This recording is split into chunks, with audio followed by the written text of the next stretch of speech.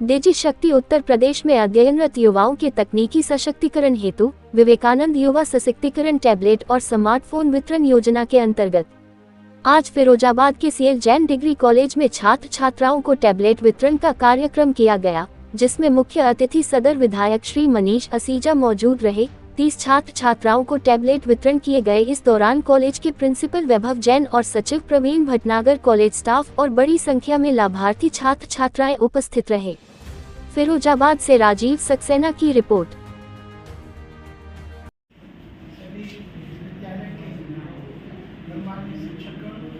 सरकार के द्वारा ये भारतवर्ष की किसी भी राज्य सरकार के द्वारा चलाई जाने वाली सबसे बड़ी स्कीम।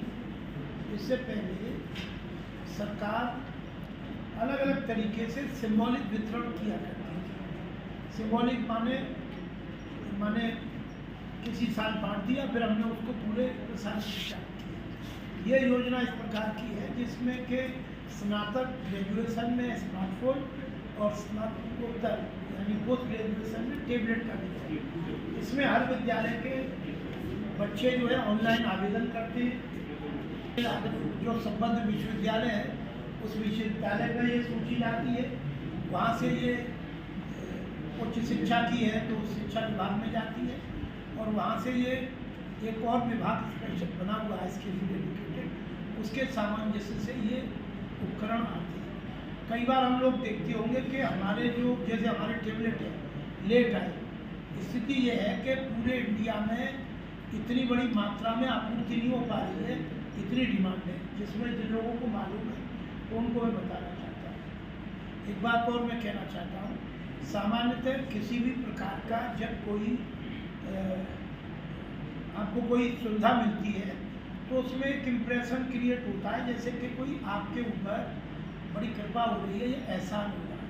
तो आपके माननीय मुख्यमंत्री जी जो आपके ही हमारे हम सब के हैं, वह ये लगातार सदन में ये कहते हैं कि ये कोई आपके ऊपर एहसान नहीं है।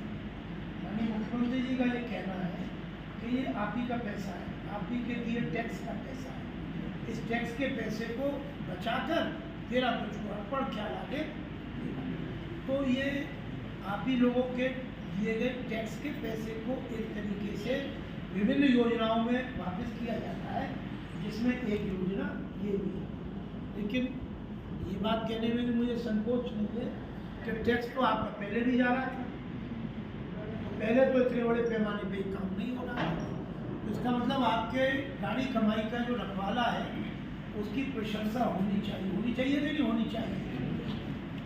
दूर बैठे उन्हें नहीं पता है, तो ये प्रकृति का सिद्धांत है कि अगर आप किसी के प्रति सद्भावनाएं बनाते हैं तो उसकी सद्भावनाएं आपकी उस तक पहुँचती है, उसको बल मिलता है।